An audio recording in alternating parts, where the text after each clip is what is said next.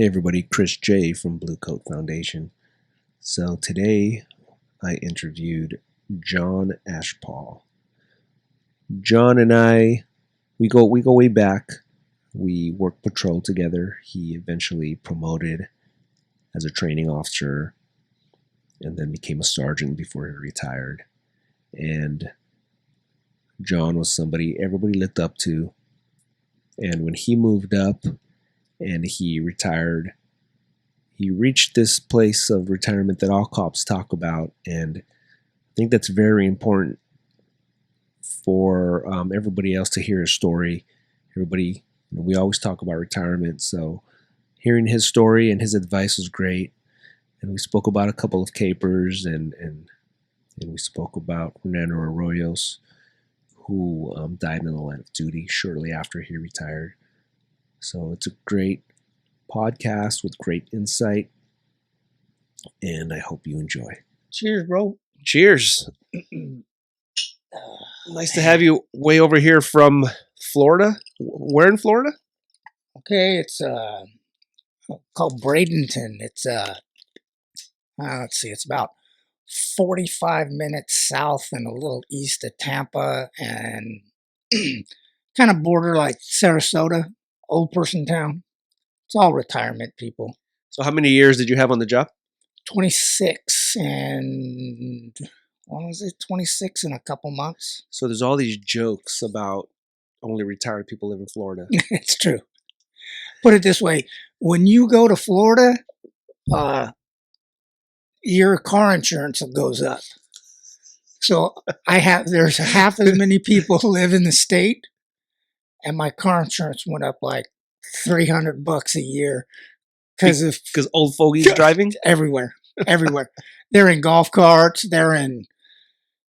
I mean, I found, and this, I'm not trying to be stereotypical or whatever, but you'd never get behind a Buick. You watch out for Buicks, and you watch out for GMC, what are those SUVs? I think it's like an Acadia maybe or something like that. Guaranteed 75 years old, and they either do 20 over the speed limit or 15 or 20 under.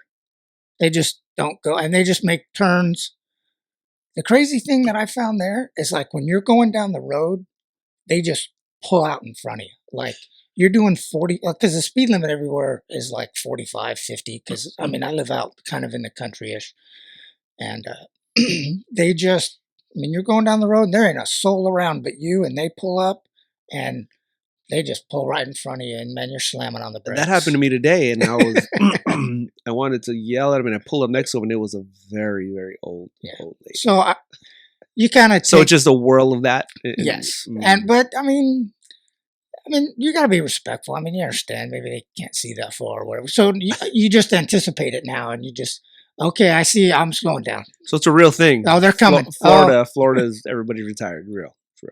Yeah, I mean, I looked on a map, and the city of Bradenton, I think most of the people there are retired and living on a 401k or a pension. Nice. Yeah. So all cops talk about is getting to retirement. That's all they talk about. Like the golden ticket. Now that you're there, is it all it's cracked up to be? Is it what we talk about over a cup of coffee? We just can't wait to get to the finish line. And we're all still talking about it. And you're there. Yes. It is. Except, all right, that was easy. Next question. Yeah. I mean, in short answer, yes, it's worth it. But I mean, I turned around, and 4 days after I retired, I drove 3,000 miles across the United States with 3 dogs, my wife, and a 16-foot enclosed trailer with everything that we owned or had left after we sold everything. Excuse me. But being that far away makes some things, I mean, I miss people. I miss the camaraderie, the ribbing, the getting busted on by the fellas. There. I heard somebody say it once, and it's very, to me, it fits perfectly. I miss my clowns, but I don't miss the circus. Like that.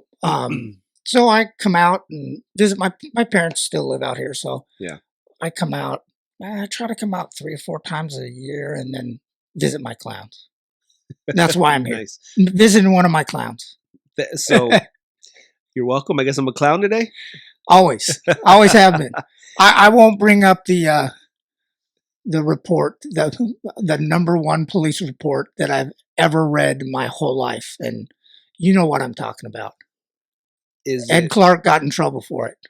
Okay, so there's certain things when I record these podcasts with special people I know that I cannot recount until I am in your position and retired. So we'll talk about that at another point. But you know what I'm talking about. Yep.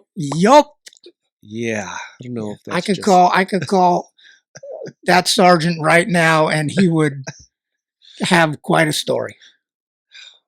Yeah, we'll talk about it. Let's change the subject. So, it's not about you now. It's about me. So I have a very vivid memory where we were in the hallway after. It wasn't even after roll call, but it was kind of morning time, slow day, and there was a bunch of us near the kit room where we get our equipment, and you were close to retirement. And then you started talking to us about how you're going to miss this. And we're just all talking shit. And then when you started talking about how you're going to miss this, about standing there, camaraderie, everybody talking trash to each other and talking about the last caper, and just, reminiscing, just about all these trauma bonded incidents. I took a step back and I'm like, holy shit, like, this is one individual. We all want to be where he's at, and we're going to be there. So the question is, coming close to your retirement, when, depending on the perspective that you took, one perspective is, hey, it's all coming to an end. What was your perspective when it was coming close to retirement, as far as losing, or losing is a bad word, I guess. It's a 4-letter word, but closing out this chapter in your life, and you saw everything that you're enjoying, and you're like, wow, I'm not going to be here. What were your emotions at that point? And things you never shared, right? Things that were just within you. Yeah. It's exciting. It's scary. It's sad. And for people who don't do this job for a living, you can't. I guess.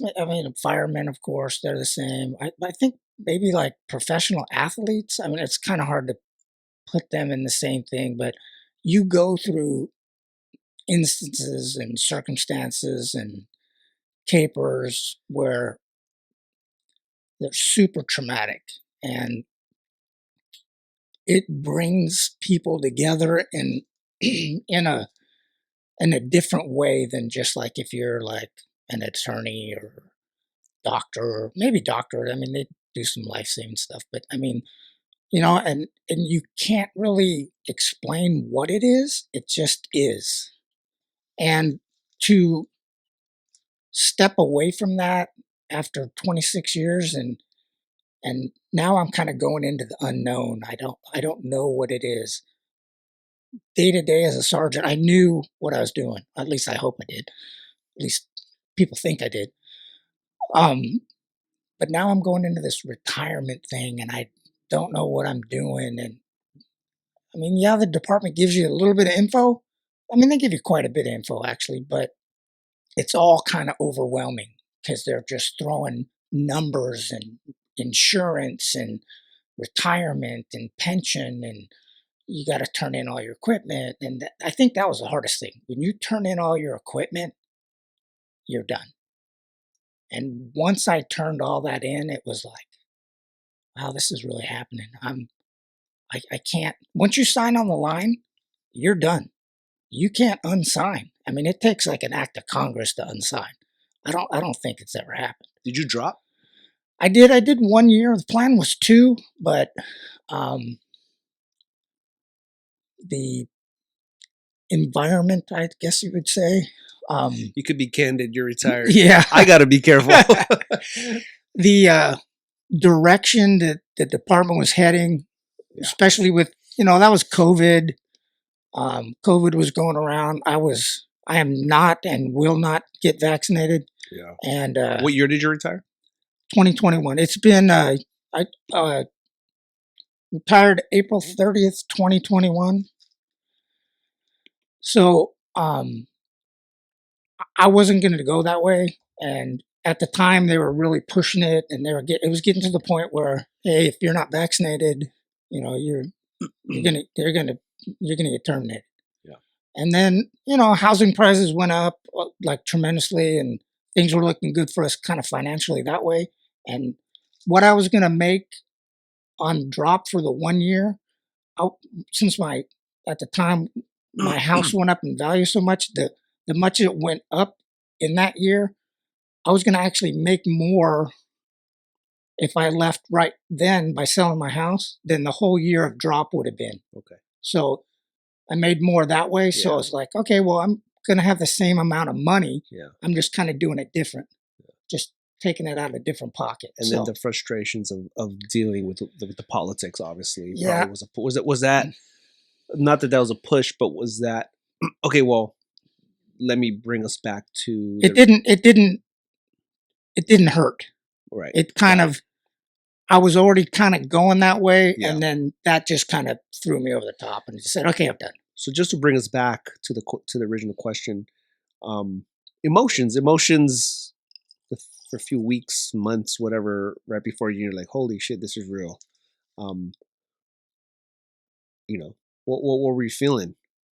Were you scared? I think you kind of already touched on it, but yeah, I'm trying to, like, people listening. I just who are like, I wanted to be prepared for something like this, right? So it's a little scary. I mean, you're going in, like I said, you're going into the unknown. Like, you do one job, and after several years, I mean, you are good at what you do. I mean, people rely on you for things, and you are there with answers, and you always have, you're always there to fix everybody else's. I mean, that's what we do. We fix people's problems, or at least temporarily put Band-Aids on some of them, but we try to fix them. Yeah. And now I have all the questions. Like, okay, what am I going to do? Where am I going to live? How am I going to get there? What do I do? I've only bought one house in my whole life. So to buy another house, I don't know how to do that. How do you do that? I don't know. I'm going to retire. I'm going to live in a whole different state. Is my insurance going to work over there? How do I do that? So I have so many questions, and I have no answers. And for 26 years, I was like the shell answer man. As an officer, you have to have all the answers. People are coming to you on their worst day, some of them, and they want an answer, or they want to fix, and I can't fix it because I'm the one now with all the questions. So it's not, I wouldn't say scary, but it's a transition. Yeah, it's just that period of unknown. You're just going into, it's like, what's on the other side of that door? I don't know, but I gotta go. I'm gonna go through. It's like a search warrant. What's on the other side of the door? I don't know, but we're gonna find out. And you're definitely lucky enough to go through the experience with your lovely wife. Yeah, and that helps. She takes care of. I make all the money, and she takes care of it. Yeah. So I'm not real good. If it was up to me, I probably wouldn't have two nickels to rub together. I would have the biggest truck and the biggest boat and the best trailer. I would have the best everything, but I wouldn't have a dime in the bank. So if it wasn't for her, she's good at that, and we were fortunate to where she didn't have to work a lot, so we kind of planned it that way. So she was able to take care of the finances and kind of push me to make sure I put as much money as we could afford, like draw into like 401k, into the retirement plan, into the 401k or the 457 or whatever it is. Right. I'm trying to get my timeline right. You were there for Arroyos, right? I had just left. It just left. I just left. I did. Okay. Fortunately, I was able to You it. knew him. I did meet him a few times so I was the adjutant for the patrol captain, and all the brand new P2s that come in I have to talk to them first. They talk to me first, and then I give them lockers and stuff like that. But I kind of give them the little tour of the thing and kind of brush them up on what's expected, and just to kind of motivate them a little bit. So let me ask you something. So when you are, you retire and you transition into this new part of your life, and then you hear of a fallen officer, and so just for the listeners, Arroyos was killed in the line of duty. He was off duty when he got robbed, and he took action, and he was shot and killed. And he was at the station that John and I worked at. So you're now retired, and you hear what happened. Is there any buyer's remorse, any regret for leaving? That's just natural kind of inkling to just like, I wish I was there. And how, if so, how do you deal with that? And if not, then what makes it so, right? Like for you personally, or how can others going into retirement detach themselves from that guilt? Yeah. So I think I might have called the first thing I did when I found out. I don't even remember how I found out exactly. I might have saw something on the internet or saw something on TV. I don't recall exactly how long, but you might have been one of the first people I called, or maybe I called another sergeant. I don't recall exactly, but the first thing I did was make a phone call and said, okay, which one? I knew the name, but we get so many brand new P2s in, and I knew he was a brand new P2. I was like, okay, which one was he? I can't recall who he was exactly. And then they explained who he was, and I'm like, oh, okay. And then, then you go, well, maybe if I was there, I could have said something, or we could have had a conversation in passing, or maybe if there was a training day or something that he could have attended, that I could have said something or gave him a little hint or a clue or something to help him in that situation. I mean, knowing what I know now about the situation, I mean, I'm not going to comment on it because I wasn't there, but he did over and above what I think most people could have done. And I think that goes back also to the other training that he had prior to coming on the job. But you know, yeah, you're sad. I mean, he's one of my guys. He's like my kid. He's one of my kids. I mean, we only had like what, I think we had 100 guys on patrol, maybe at the most. So he's one of my 100 kids that I'm supposed to take care of. Yeah.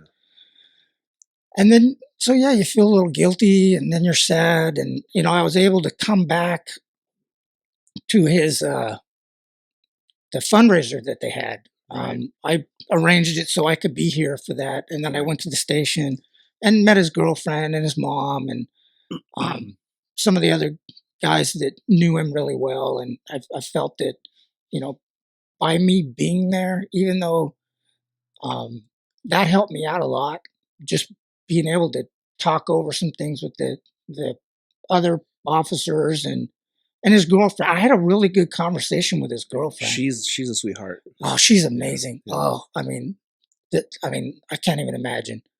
And she is so nice. Yeah. She is an amazing woman, amazing. And she just some of the things that she said during our conversation kind of made me feel better, like that there was nothing that I could have done to stop it or to prevent it. Yeah. That, it was out of my control because of some knuckleheads' actions that they decided what they wanted to do. Yeah. So I think even speaking to her made me kind of feel better. Right. But I still think I still have a shirt. Actually, I think I brought it. It's in my bag Yeah. that I brought with me. I still have it. The shirt that was made for him Yeah. during the fundraiser. I still have it, and I don't wear it much. I have it hung up in my closet, but I see it every day. I think that's one of the hardest things for coppers to deal with when we know officers who were killed in the line of duty. You know, as time passes and life passes, just the normality of life in general. You know, we not that people forget, but life does go on, and it goes on for some more easily than others, right? Yeah. So trying to, kind of in a what do you do? Do you bring it up every day and just pain every day? I mean, there's no answers. That's a tough part of our job, right? Yeah. So, Yeah. but I think it's really important to talk about like, hey, you just came into retirement, and then soon after, one of your kids, as I love the way you spoke about that, gets killed, which unfortunately those words are common in our career, but Too common. yeah, and hearing the way you're talking about it, I think can be helpful for others. So I appreciate you sharing that. Sorry, not sorry, but I wanted to definitely ask some hard questions when it comes to that. Um, so my studio is not soundproof, so you hear the you hear the door slamming outside. But so let me transition here. Um, I think there's this interesting culture dynamic where you know cool cop culture dynamic, right? So where so now that you're retired and you're in a totally different state, and you run into other coppers, and other coppers want to, oh shoot, they know what department you're from, and they want to speak straight up, really honest. Do you find yourself annoyed, or you're like, I don't know. I mean, how do you deal with that? Or you're like, no, let's talk capers, or you're just like, nah, I need to cut that part out, because I feel like we make this strong effort to section ourselves off and not talk about cop stuff so much because we need to live a normal life. But damn, that's just part of who we are, right? So Yeah. that weird balance. And now that you've detached and then you run into other coppers, like we spoke about offline a little earlier, Yeah.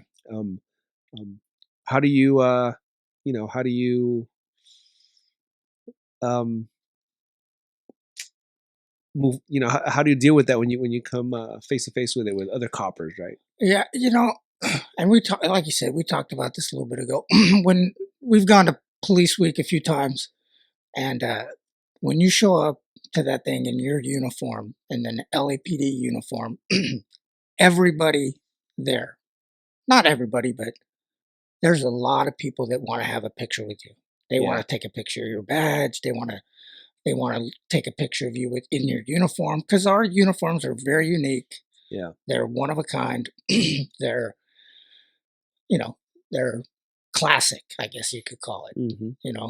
And so we have this. The department has this reputation that goes back, with Gates and all this stuff, and Yeah. the beginning of SWAT throughout. Our department started that, Yep. and then it just kind of went worldwide after that. That type of tactic and that type of unit. So everybody assumes. I mean, I guess mostly it's true. We get. I mean, I will be the first thing. We get the best training in the country by far. By talking to other departments, Yeah. by far we get the best training. I spoke to a lot of other cops who've left LAPD, and I say, hey, compare it. Tell me the truth. Are we full of crap? We just say we're the best as part of the culture, and I've everybody I've asked has said, our tactics are not that we're better than these departments, but the superiority of the mindset and tactics are at a different level, which is very interesting. By far, based on, I think all the, I think it goes all the way back to like the whole SWAT thing and stuff, and just the way we do car stops and the way we search buildings and the way we search suspects and the way we is the way we do it is the best that can be done, I think, safely. Yeah. Now there's always a level of risk and danger, but I think they take all that into consideration. Other departments that I've talked to, like where I live, I have like 3 or 4 other agencies that got officers that live in my complex that work other agencies around. So yeah, the second they found out, oh, he's LAPD, they started asking me questions. And so my original question was, does that annoy you? It depends what they're asking. Got it.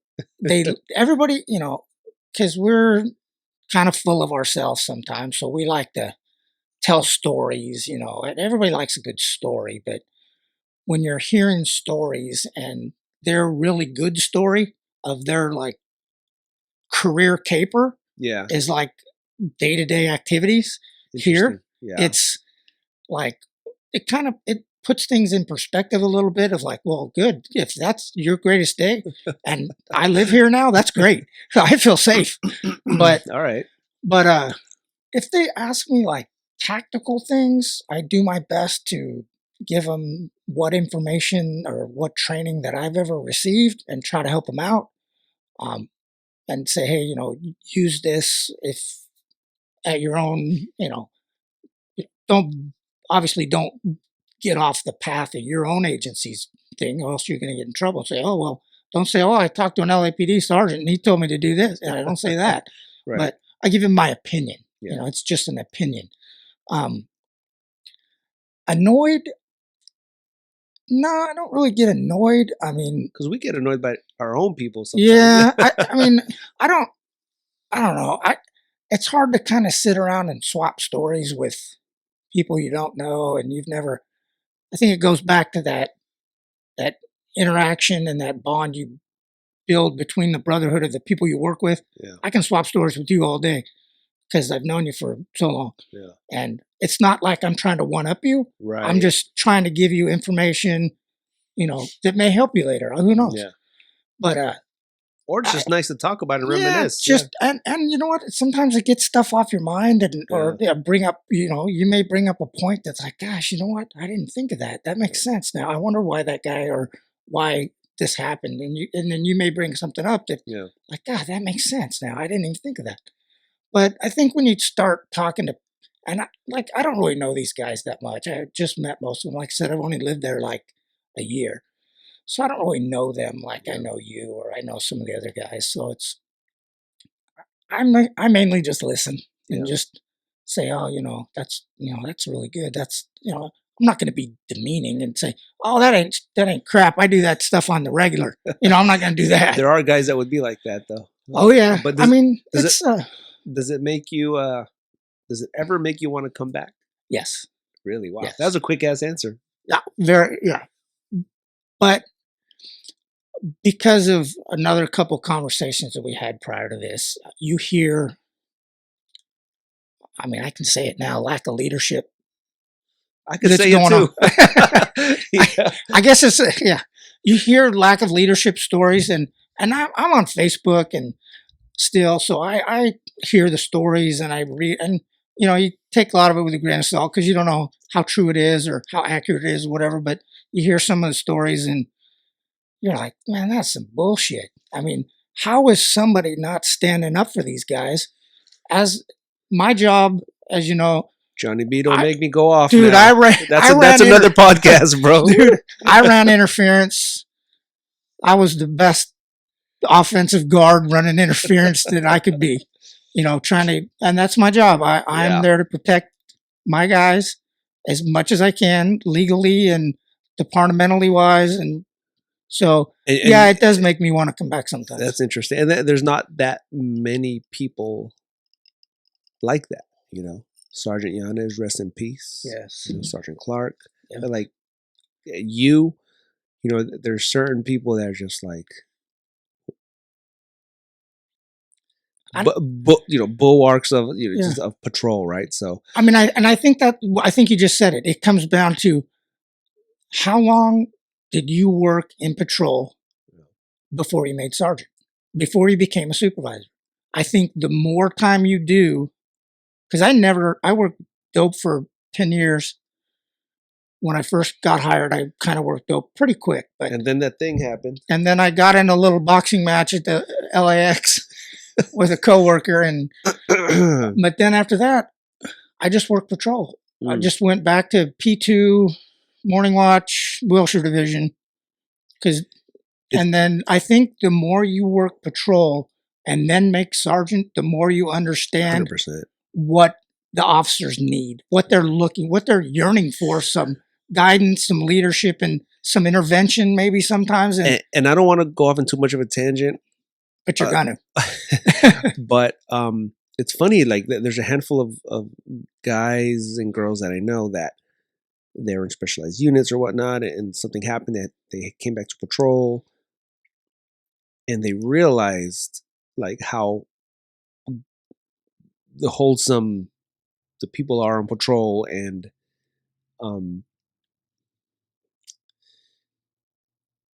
just how real the people are, and how I kind of lost track my train of thought right now. It was going off what you said earlier, but I was trying to make bring two things together where, like,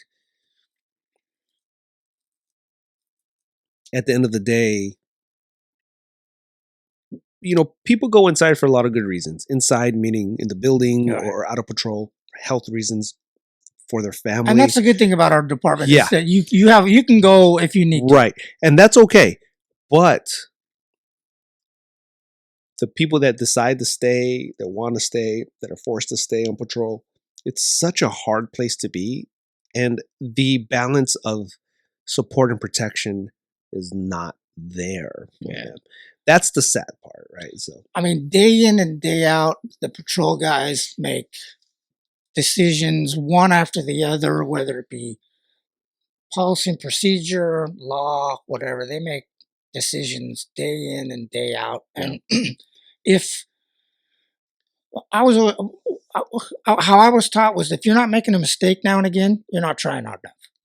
Yeah. Now I'm not saying breaking the law. I'm just saying maybe a policy, maybe a procedure. Do they all need to be punished? Absolutely not. It's leadership, brother.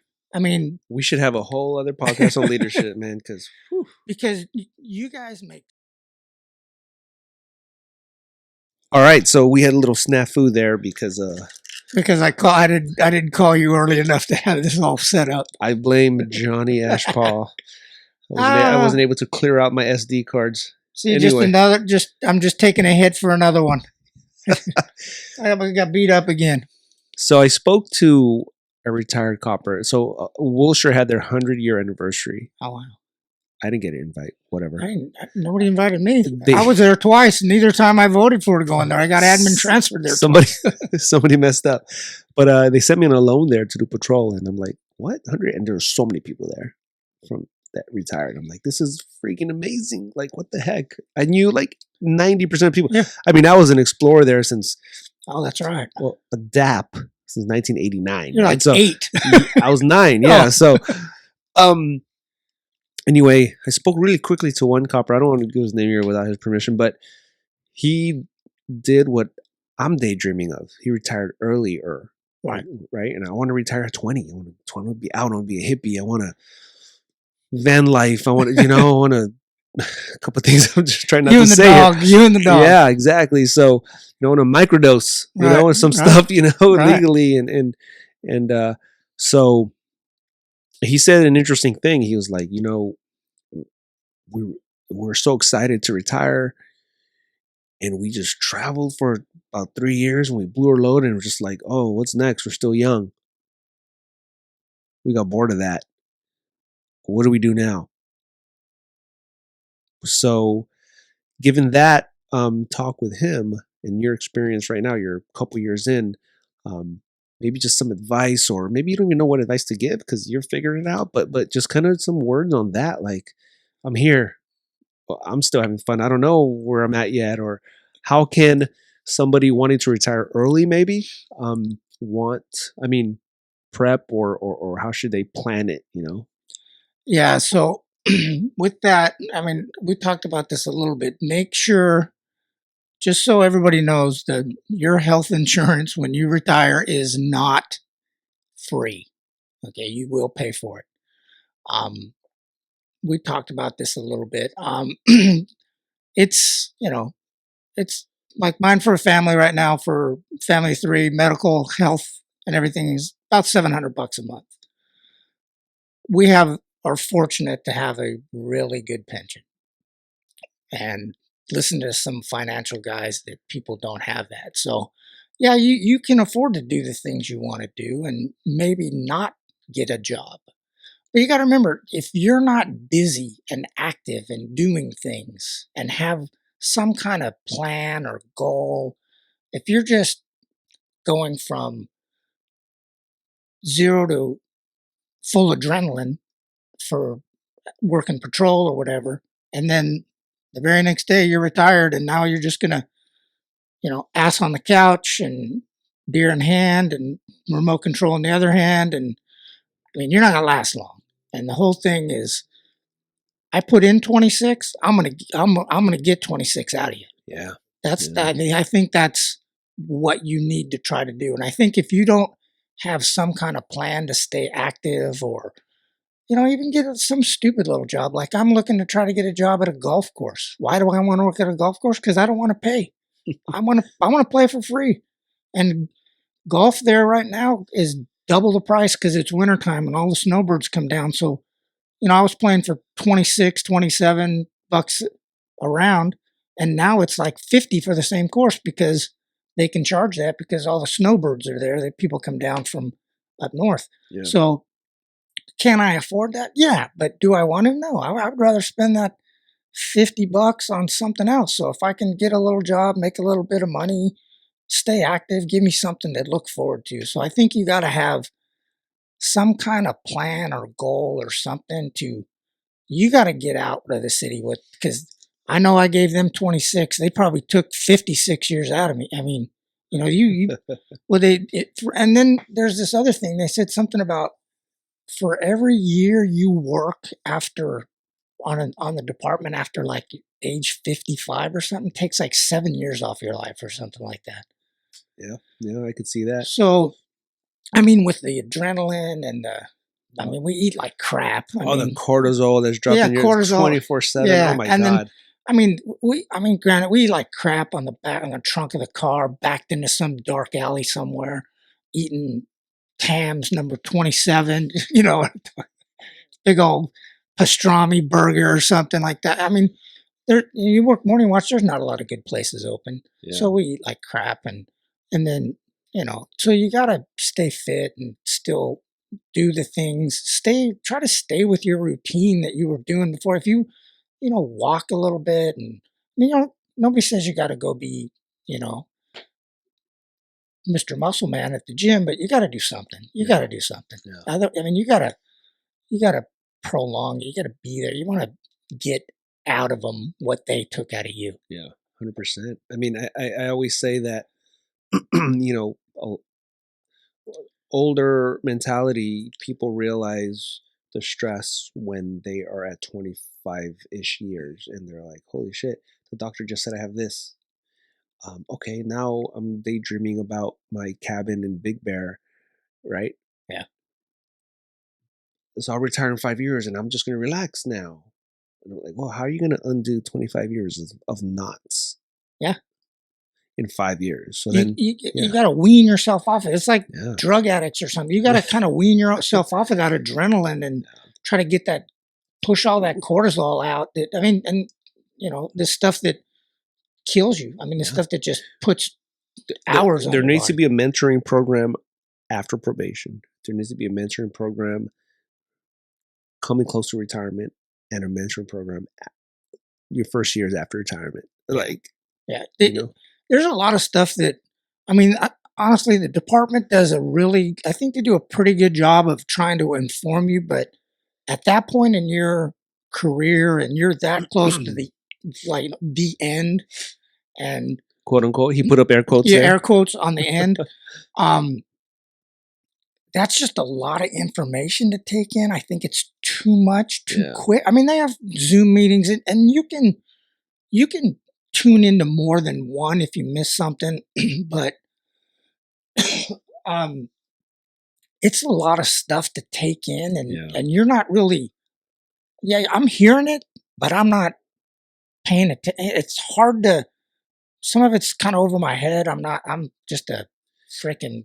Sorry to interrupt you. I feel like if we depend on our corresponding departments or agencies, some better than others, to guide us through that, it's not going to happen just because it's a bureaucracy, it's a company, it's all it's a business. It's a business. It's for sales, unfortunately.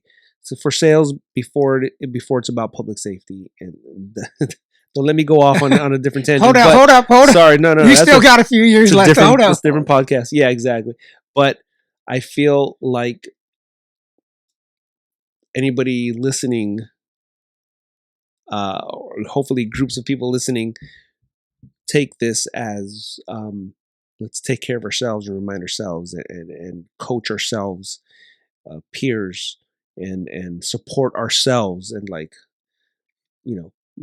with all the stuff, right, with the stress, with the divorces, with the alcoholism, with the suicides, just support ourselves, and then support ourselves with the retirement. 100%.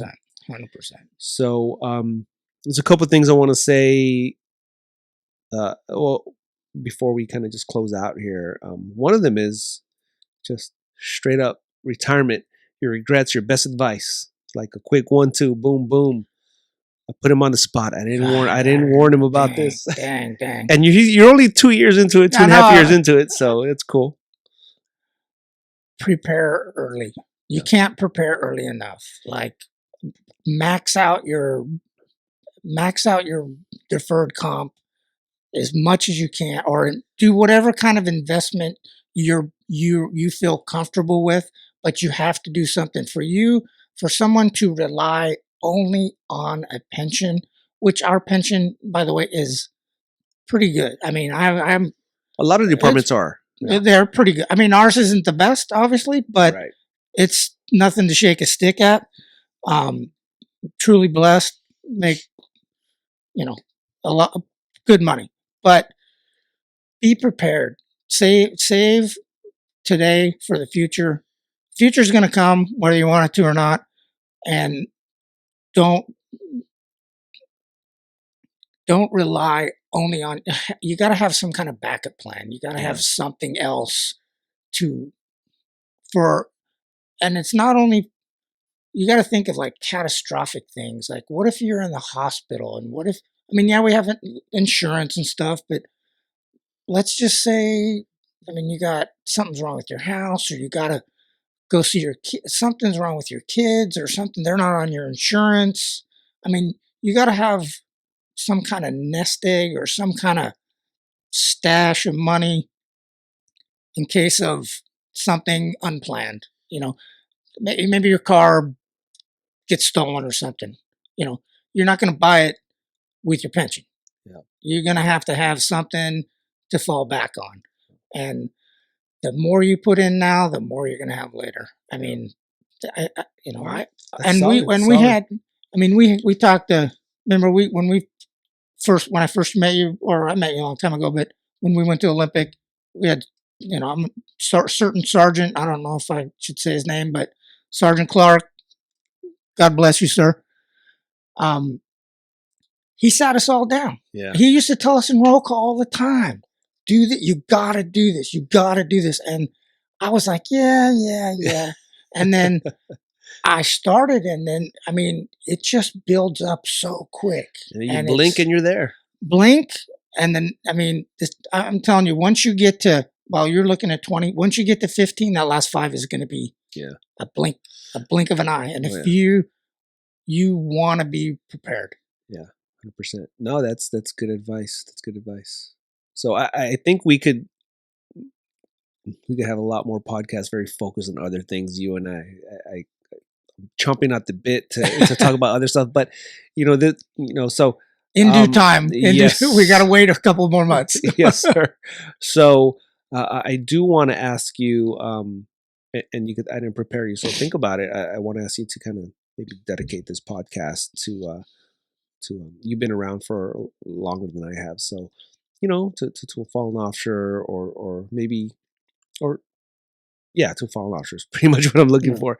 And while and I'm going to do that too, and maybe not fallen, maybe just passed away, just any good memory. And while you think about that, I'm going to share a quick story. Uh-oh.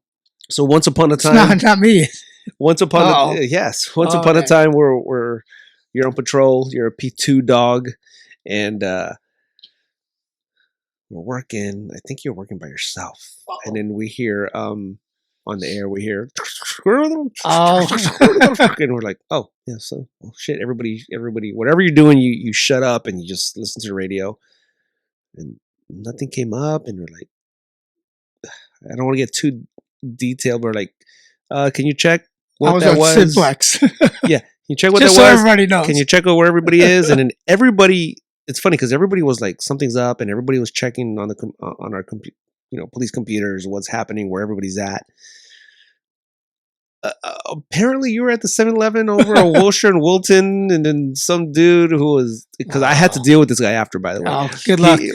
He like jumped off the second story and then fought you over and over. And look, I want to give more credence to this story, but Mr. Johnny Ashpaugh here, he's a specimen. All right, he's athletic, and he's in shape, and holy shit, he fought this dude, and barely put out a help call, which nobody heard, and then everybody was like, "What the hell was that?" It took a long time, for us to realize it was Ashpaugh who was going to fight for his life by himself. The guy on PCP. By himself. That was little backstory why nobody heard, because people go, well, how come nobody heard? So me and there was I think he's a lieutenant now, but I'm not going to say his name because I don't give out his name without his permission. But we were on Simplex. For those who don't know what Simplex is, it's just car-to-car type stuff. It doesn't go, the radio transmission officer lady, she doesn't hear it. So we're talking car-to-car about going to get a cup. It's, at 7-Eleven. So he's down the road a little bit, and I'm on Simplex, and then my buddy who's working air support's flying by. So I'm talking to him on Simplex because he's, it's one of the things. So we're BSing about, because he saw me out there. And Simplex knows, listen, you can talk shit. No, you can say whatever you want. Nobody cares. It's not recorded, and you can just talk all kinds of crap. So we're BSing back and forth, and I'm busting the pilot's chops. And we go into the 7-Eleven, and this guy just starts sticking stuff in his pockets. And long story short, it turned into about a 15 or 20 minute fight. And it was a long time before he got hit by a car, handcuffed, got hit by a car, jumped over a fence, jumped over a balcony, it was at least 5 minutes from before anybody even knew where I was. From hearing the radio, the police radio go, it was like, that sounds like a fight. What happened was Brantley, I said his name. Sorry, Tim. Showed up because we were having a cup of coffee. He actually just showed up to have the cup, and he's like, "What the hell's going on?" And there's cars everywhere, and it was a mess. It was a mess. And then, it was horrible. And that was not my shining moment. That was not one of my smartest moments. It's one click of the radio. It's only one little click, and it puts you right on the channel, on the right channel. I'll tell you what, though, if he was fighting somebody else, he might have won, quote unquote, that fight. So he was fighting the legend, Mr. Johnny Ashpaugh. He was bound to lose. You know what I mean? Oh, he ended up going to fight in the fire department. He fought the. Oh, I was with him. Doctor's office. I was with him at California Hospital. They're like, "Oh, you need to unhandcuff him so we could CT scan him." I'm like, you realize this is about to go down, right? Like, are you just gonna stand right there? Or let me get some more units. Let me get some more units because they're like, no. You have to do this. Like, okay, we'll do it. It's gonna be a big ass fight here. No, he's calm. Jesus Christ. Anyway, Yeah, I mean, and you always feel bad. You know, I mean, I always felt bad because it's like, oh, somebody's got to go babysit my guy, and he's gonna not go with the plan, and he didn't. He fought everybody, and I mean, he fought the judge when we went to court. that guy's nuts. Oh man, the guy. But poor guy's nuts. The point of the story is that you must have fought that dude for a long time. Yeah, fucking self, it bro. What seemed the like hell, it dude? seemed like an eternity. And those, and, you know, And you were in a it big was done. city. You're not like in this little. No, I mean, we're in a 6 square mile area. There's coppers everywhere. I mean, at the time we probably had 25 cars. I mean, everybody goes to that 7-Eleven for coffee except for then. This is a world class surfer, Australian model. Oh gosh! Stop with the nonsense. So I'd love to dedicate this podcast to, you know, or just not necessarily a specific dedication, but just kind of in honor of. Would you like to share? I mean, for me, I still like we talked about him earlier, Fernando.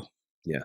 You know, one of actually being truly blessed, the only officer that I lost as a sergeant, and I wasn't working at the time, but I still feel. Oh yeah. I mean, there's others, but for me, that one just. It just sticks out in my mind so much because he had so much going for him and he was just trying to live his life and just trying to do the right thing, just going to buy a house. I mean, nothing, not just a big nothing. Just let me go look at this house, and in 15 seconds or less, everything changes. Everything for everybody there, everybody involved. So like I said, I do. You know, still think about it. I don't dwell on it, but like I said, it's one of your kids. You know, it's one of yours or one of ours. I mean, it's one of everybody's in the country. You know, he's truly a true hero, because he did save the life of somebody there. Truly save somebody's life and gave his for that. You can't put a price on that. So now I'm getting all choked up. You're making me get all choked up. So Love you, brother. Love you too, man. Thanks a lot. Do this again. Yes, sir. Sweet. That wasn't too bad, right? No. You're a natural, bro. It's easy.